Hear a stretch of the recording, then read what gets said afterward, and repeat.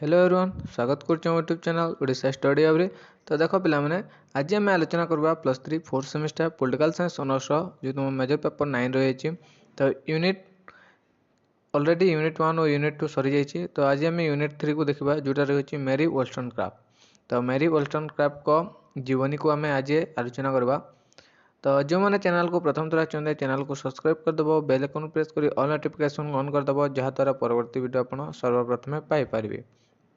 Already unit 1 और unit 2 रो class मान सरी जाइए। जो मैंने देखने प्लेलिस्ट को विजिट कर से पाइज। तो देख पे आम आरंभ करवा मेरी वोल्सटनक्राफ्ट ख्रीष्टाब्द 1759 रु ख्रीष्टाब्द 1797 पर्यंत मेरी वोल्सटनक्राफ्ट। तो जीवनी देखा आम। तो देख अधुना विश्व में नारीवाद एक गुरुत्वपूर्ण आदर्श व चिंतन भाव उभा होई। कौन कहला? अधुना विश्व आधुनिक विश्व में नारीवाद एक गुरुत्वपूर्ण आदर्श व चिंतन भाव में उभा होई। यह केवल गवेषक और विद्वान मान द्वारा संभव हो पारी। तो यह केवल गवेषक और विद्वान मान द्वारा संभव हो पारी। तो से मेरी वोल्सटनक्राफ्ट होती प्रमुख। तो सही व्यक्ति मान मध्य मेरी वोल्सटनक्राफ्ट होती मुख्यतः प्रमुख। से जड़े प्रख्यात इंग्राजी लेखिका पिला माने। तो मेरी वोल्सटनक्राफ्ट होती जड़े प्रख्यात इंग्राजी लेखिका, दार्शनिक एवं नारी अधिकार प्रवक्ता थिले। तो मेरी वोल्सटनक्राफ्ट दार्शनिक एवं नारी अधिकार प्रवक्ता थिले। वोल्सटनक्राफ्ट तांको पुस्तक जोटा कि रही a vindication of the rights of women, जोटा कि 1792 ख्रीष्टाब्द रचित करथिले। बुझिला a vindication of the rights of women जो तांकर पुस्तक रही तार नाम है a vindication of the rights of women. तो निमंते ये जो वोल्सटनक्राफ्ट को तांको पुस्तक जो रही vindication of the rights of women यह निमंते विश्वर कोण अणुकोण रे परिचित अटे यही तांकर पुस्तक। तो बुझिला तो विश्वर कोण अणुकोण रे यही पुस्तकटी प्रसिद्ध अटे। तो सही 1759 मसीहा एप्रिल मास 27 तारिख में लंडन सहर स्टीपाटल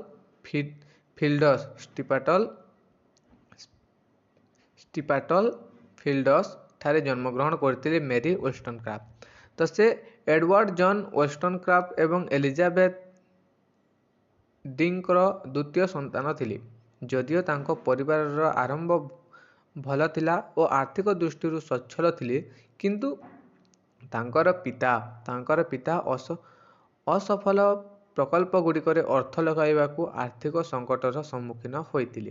तो यार फलस्वरूप आर्थिक अस्थिरता तांको परिवार रे देखा देइतिला। तो बुझेला।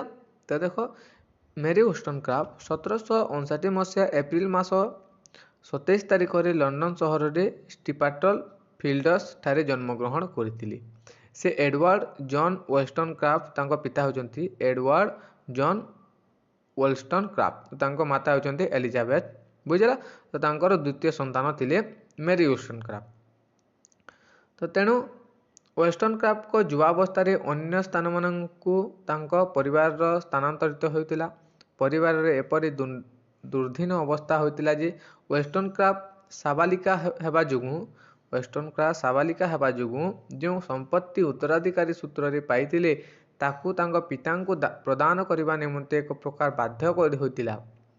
जोटी कि केवल सेतिकी नुहे तांको बापा जणे मद्यप थिले पिलाउने। तो मेरी वोल्सटनक्राफ्ट को पिता जणे मद्यप थिले बा मद पिउथिले। बुझेला। एवं मद्यपान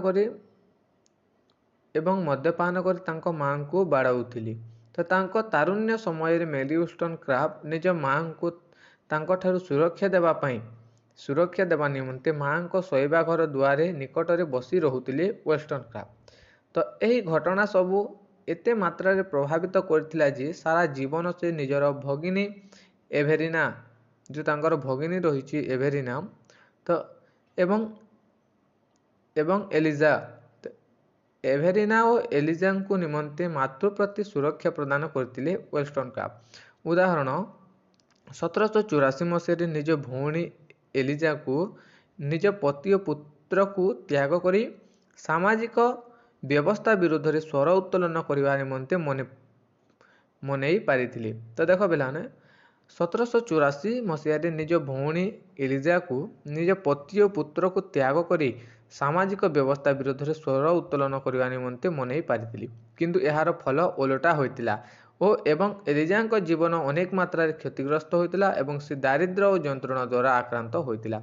ତ ଏଲିଜାଙ୍କ ଜୀବନରେ ଅନେକ କ୍ଷତିଗ୍ରସ୍ତ ହୋଇଥିଲା, ସେ ଦାରିଦ୍ର୍ୟ ଓ ଯନ୍ତ୍ରଣା ଦ୍ୱାରା ଆକ୍ରାନ୍ତ ହୋଇଥିଲା ଏଲିଜା। ତ ବୁଝିଲା। ତ ୱୋଲ୍ଷ୍ଟନକ୍ରାଫ୍ଟ ଜୀବନକୁ ପ୍ରାଥମିକ ପର୍ଯ୍ୟାୟରେ ଦୁଇ ଜଣଙ୍କ ସହିତ ମିତ୍ରତା ଅତି ମାତ୍ରାରେ ପ୍ରଭାବିତ କରିଥିଲା। ତ ୱୋଲ୍ଷ୍ଟନକ୍ରାଫ୍ଟଙ୍କ ଜୀବନକୁ ପ୍ରାଥମିକ ପର୍ଯ୍ୟାୟରେ ଦୁଇ ଜଣଙ୍କ ସହିତ ମିତ୍ରତା ଅତି ମାତ୍ରାରେ ପ୍ରଭାବିତ କରିଥିଲା। ସେହି ଦୁଇ ଜଣ ଥିଲେ ଜାନେ ଆର୍ଡେନ୍ ଏବଂ ଫ୍ୟାନି ବ୍ଲଡ୍। ତ ଆର୍ଡେନ୍ଙ୍କ ସହିତ ମିଶି ସେ ଅନେକ ପୁସ୍ତକ ଅଧ୍ୟୟନ କରିଥିଲେ ପିଲାମାନେ।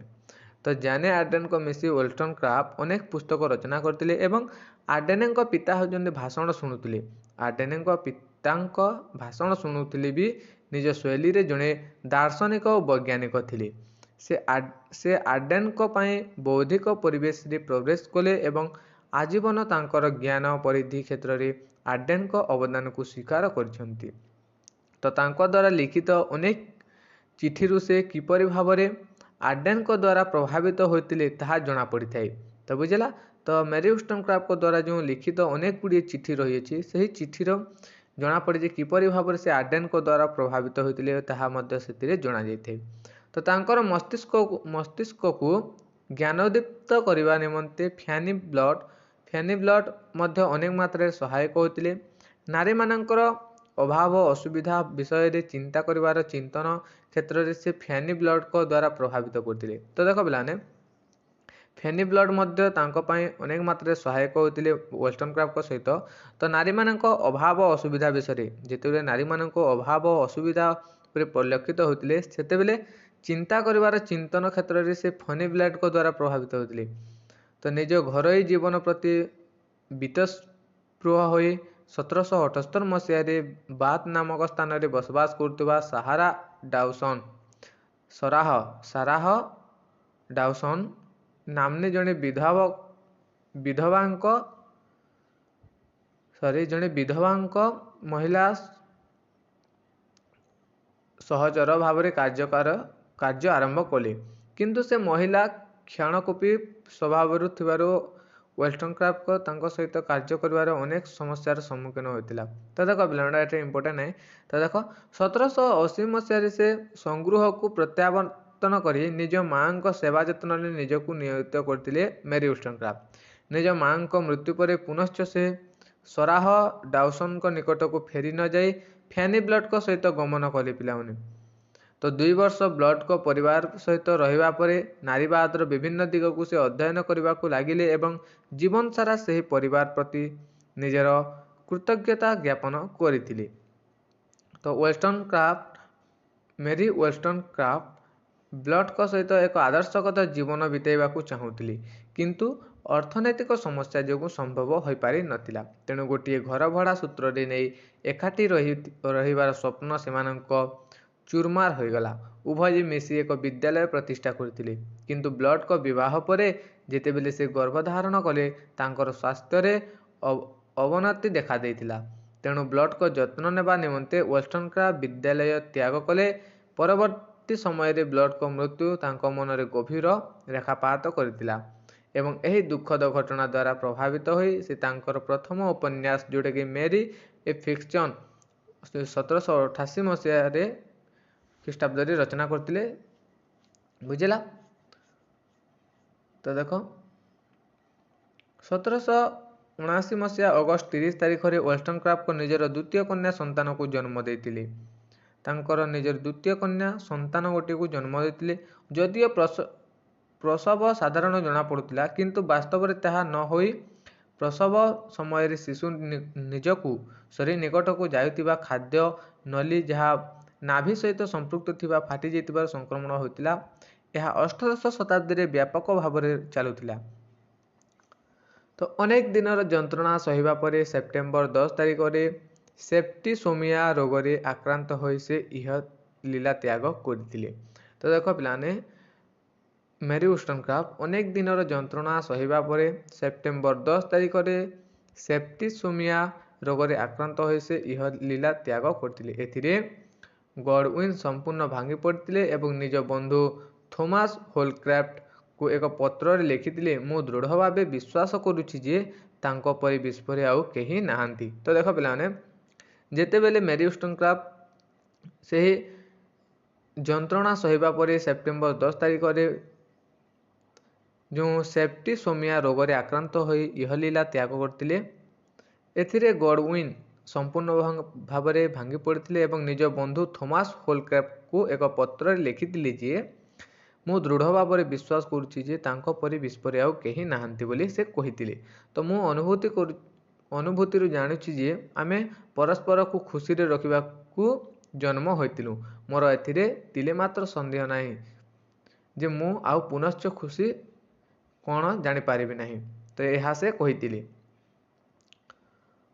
ତ ଦେଖ, ଯେଉଁଠାରେ ତାଙ୍କର ସ୍ମୃତି ସମ୍ବନ୍ଧ ଲିପିବଦ୍ଧ ହୋଇଛି ମେରି ୱୋଷ୍ଟନକ୍ରାଫ୍ଟଙ୍କ Godwin a vindication of the rights of women, ଯେଉଁଠି ଜନ୍ମ ଏପ୍ରିଲ 27, 1795, ମୃତ୍ୟୁବରଣ ସେପ୍ଟେମ୍ବର 10, 1797ରେ ମୃତ୍ୟୁବରଣ କରିଥିଲେ। ବୁଝିଲା?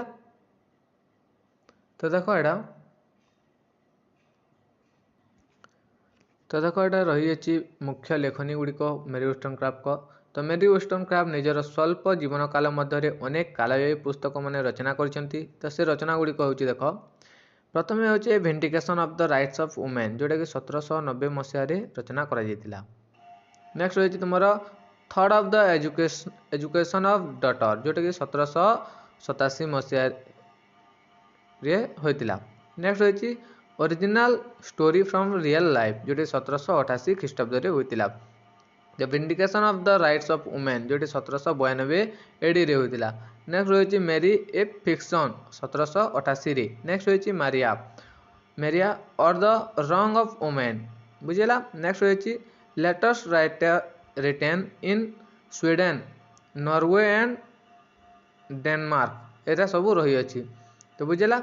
ତ ତାଙ୍କର ମୁଖ୍ୟ ଲେଖନୀ ଗୁଡ଼ିକ ଏଇଟା। ତ ଦେଖ, ଏଇଟା ଦେଖିନେବ। ବୁଝିଲା? ନେକ୍ସଟ କ୍ଲାସରେ ତୁମର ଯେଉଁ 1 ମାର୍କ, 2 ମାର୍କ ଓ 5 ମାର୍କ ସିଲେକ୍ସନ୍ କ୍ୱେଶ୍ଚନ୍ ରହିଛି